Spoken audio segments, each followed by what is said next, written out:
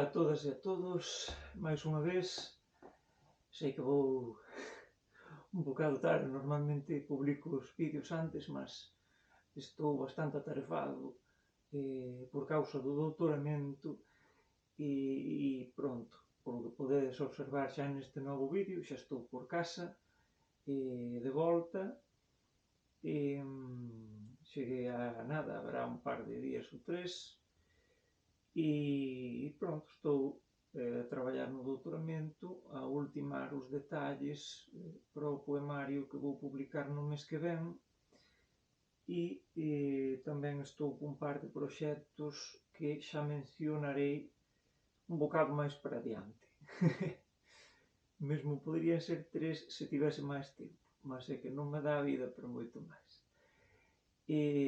Tamén quería anunciar, vou deixar pois aquí abaixo na descripción unha ligación para unha participación que vou ter nun evento pola Semana da Lingua Portuguesa. Estarei a participar nunha mesa de palestras curtas, especificamente vou falar sobre a recepción da literatura portuguesa na Galiza. Vai ser algo moito breve, mas espero, polo menos, que esta información sexa de interese para todas esas persoas que van estar a asistir e, sobre todo, non só para os que somos de aquí, para os galegos, non, senón para todas esas persoas que falan a nosa lingua polo mundo, mas que a coñecen como portugués. Pronto, quería mencionar estes pequenos detalles, comentar que xa estou aquí de volta, non? E aproveitando que estamos xa por aquí, falar sobre máis algunha cousa interesante, pois, non sei, acho que unha das cousas que están a acontecer agora últimamente por Twitter e de que estaban a falar onte e entonte era por causa dun comentario que tiña feito unha rapariga, un comentario sobre que había reintegracionistas que falaban mal de isolacionistas. Para quen estiver perdido, reintegracionista é a persoa que pois acha que o galego debe ter unha escrita converxente co resto de países que utilizan a súa lingua, de ser Portugal, Brasil, os PALOP e o Timor. Que acontece? Logo temos o efeito contrario, que sería a forma diverxente, que é o galego escrito en castellano, e que é o que se promove desde a administración pública galego-española, etcétera, etcétera. Qual é o problema? Esta rapariga colocaba a questón de que había reintegracionistas que falaban mal de isolacionistas. Partindo da base, non? De que vamos velo desde o punto de vista literario, non? Sempre existe unha literatura canónica e sistémica, que está dentro do sistema e que é promovida por este sistema. No caso galego, pois, somente é promovida unha literatura escrita en castellano, en galego-castellano, é dizer, galego escrito en castellano. E esas editoras, a maioría das editoras, non permiten que autoras e autores que non escrevan con esa ortografía que poidan publicar, nesas editoras especificamente. Depois há unha editora, como pode ser a Través, que é unha editora máis abranxente nese sentido, non há ningún tipo de digamos, non colocan problemas a hora de publicar. É unha editora reintegracionista abertamente, obviamente, porque é unha editora derivada dese núcleo, desa asociación que é coñecida como Asociación Galega da Lingua, que promove esa visión reintegracionista que deriva de figuras tan importantes como Ernesto Guerra da Cal ou Ricardo Carballo Calero, non é?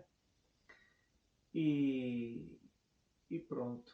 O que quería dizer é que dentro desas publicacións da Través, eu, se non lembro mal, há algún estudo conxunto en que colaboraban diversos autores e autores, e había mesmo algúns que non escrebían en reintegrado, non escrebían o galego en galego-portugués, e non tiveran problema para publicar nese libro conxunto.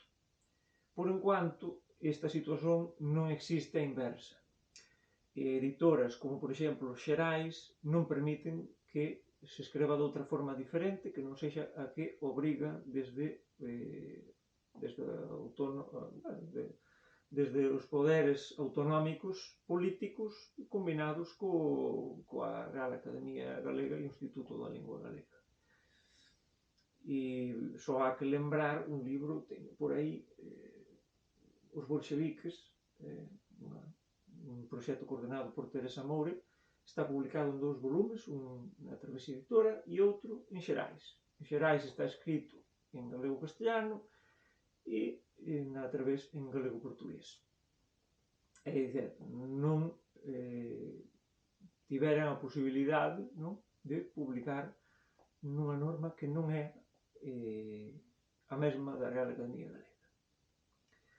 Ben, voltando ao que estábamos a falar, a questón de que a rapariga dicía que había algúns reintegracionistas que falaban mal de xente do Instituto da Lingua Galega, e ela dicía que estes que tiñan traballado imenso pola lingua galega.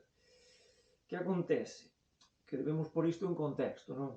O Instituto da Lingua Galega foi comandado desde o inicio por unha persoa ignorante que se chamaba Constantino García, unha persoa ignorante a respecto da lingua galega e de todo o que está alrededor desta questón. Non é que o diga eu, mas é un facto. Esa persoa non sabía galego e foi colocada á frente do Instituto da Lingua Galega, que era unha institución criada en 1971, se non lembro mal, e que foi criada especificamente con esa idea de levar a outro patamar a lingua galega. Mas, infelizmente, eles trataban o asunto favorito de Constantino García, que era os estudos dialectais, e tomar como base todo iso para elaborar unha norma lingüística, cual é unha barbaridade absoluta, ignorar o pasado e dunha lingua por completo, ignorar moitísimas cousas, como pode ser tamén a situación sociolingüística, etc. E isto, deriva en diversos problemas, non? E este Instituto da Lingua Galega, formouse ou conformouse con diversas persoas que nese momento eran estudantes de galego na Universidade de Santiago. Que bagaxe terían eles nese momento, non? Quero dizer, todos comezamos de cero, non? Comezamos de cero, comezamos de nada e aprendemos. Con iso quero dizer, non é que fose un instituto criado por persoas con grandes coñecimentos e todo máis, senón que era algo moito daquela maneira. E entón, está a questón de que algúns reintegracionistas falaban mal diso, mesmo porque moitos deses que se meteran aí no Instituto da Lingua Galega creíanse superiores xa por faceren parte diso e tiñan uns fumos que, como dixemos por cá, moito subidos, non? Achaban que eran mellores do que ninguén por iso. E entón a rapariga neste tweet, no Twitter, dicía que había moito reintegracionista que se creía superior aos outros, mas está a questón de que xa desde o comezo esta xente xa se cría superior aos demais, só por facer parte dunha institución lingüística. Eu non son capaz de comprender iso. Mas pronto, supoño que haberá xente para todo. E non quero tamén facer así, falar disto como algo xeral, porque obviamente non todo o mundo tería esa mesma opinión ou se sentirían igual de superiores. Mas esa é a cuestión colocada así, máis ou menos. E entón dicía iso de que había algúns reintegracionistas que se creían superiores e tudo máis. E isto relaciono co que comentaba antes das periferías. Non é o mesmo estar dentro do sistema que estar nas periferías do sistema. No tema literario non é o mesmo estar no núcleo do sistema e tendo todo ese apoio de institucións de todo tipo, editoriais, a nivel político, etc., etc., non é o mesmo do que persoas que están fora do sistema, que teñen de traballar todo eles, facer todo eles, sen ningún tipo de subvencións, sen ningún tipo de axudas económicas, ser todo o traballo, para alén do traballo que ten de facer unha persoa para viver, obviamente, teñen de facer un traballo extra que non é tiñan, senón tiveran esa forza, esa vontade de facer traballos pola lingua de graça, colocando o tempo e o esforzo sen receber ningún tipo de remuneración a cambio, ningún tipo de pagamento. E entón estamos ante esa cuestión de ela falar da perifería e a perifería critica o centro, mas é que iso é o normal. O normal é que as periferías critiquen o sistema. O sistema non pode estar estável, porque é un sistema que tendería a estar morto. É ser, para que un sistema evolúa, para que unha literatura se renove, teñen de existir mecanismos que produzan efeitos de mudanza, que consigan mudar os principios establecidos por ese sistema. E aí están as periferías. As periferías o que están a facer é a crear novos códigos, novas formas, novas cuestións a hora de representar e queren pois pasar a ser centro. A perifería quer ser centro e o centro quer manterse. Entón existe unha batalla constante e iso produce unha renovación tamén, porque moitas veces esas periferías conseguen facer que o que é o centro evolúa e sexa máis favorável á periferia. Ben, pois neste caso estamos ante unha cuestión de os integracionistas criticarem os isolacionistas é o normal. Se non fose deste xeito, todo estaría máis morto do que xa está. E pronto. Non sei se isto fai sentido para todo o mundo que estexa a ver este vídeo, porque pode que estexa a parecer isto que estou a filosofar ou cualquier cousa, mas, bueno, quería deixar esas ideas e comentar este asunto, me pareceu curioso, porque vi que había moita interacción entre eses tweets, entre moitas persoas, quer do lado reintegracionista, quer do lado isolacionista, e que recebeu moitos gostos ou moitas curtidas, como dixo outro, publicación, e, por tanto, parecíame interesante